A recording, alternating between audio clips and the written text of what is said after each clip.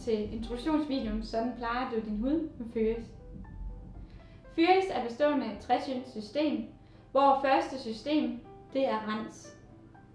Du skal vælge din rens ud fra din hudtype, og når du har fundet ud af, hvad din hudtype den er, så vælger du rensen ud fra det. Efter du har renset din hud, så skal du bruge en skin tonic. Her der vælger du at tage et stykke vand og tørre din hud efter med skin tonic.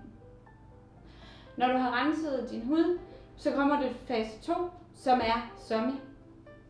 Der findes 3 sommier fra Fyris. Den første det er Tamasomi. Og Tamasomi det er til den tørre hud, eller den hud, som bare har behov for nogle ekstra fugtelementer. Det er en liposomformel, som går ind og plejer din hud i dybden. Så her der skal du vælge den til enten tør hud, det kan også være den kombinerede eller fedtede hudtype, eller også bare alle andre, der har behov for fugt. Udover den, så er der Sensi-sommi. Sensi-sommi, det er en sommi, som er til den sarte hud, eller den hud, der har tendens til at blusse op.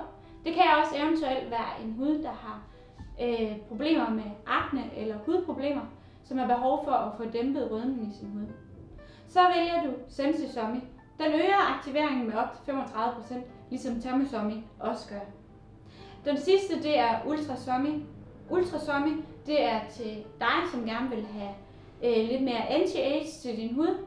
Det er en sommi, som er fokuseret og baseret på oxygen. Det vil sige, at den går ind og ilter dine celler og sætter gang i celledelingen. Den øger effekten med yderligere 29%. Når du har valgt den sommi, som passer til dig, så går du videre til tredje fase. Tredje fase det er det individuelle plejesystem. Her der skal du have en creme, og alle Fyris cremer det er 24 timers cremer. Det vil sige, at det er ikke en creme, der holder i 24 timer, men en creme, som både har den beskyttende egenskab, som en dagcreme har, og den plejende egenskab og genopbyggende egenskab, som en natcreme har. Dermed er det en creme, du skal bruge både morgen og aften. Du vælger selvfølgelig en creme ud fra din hudtype og de elementer, du gerne vil arbejde på.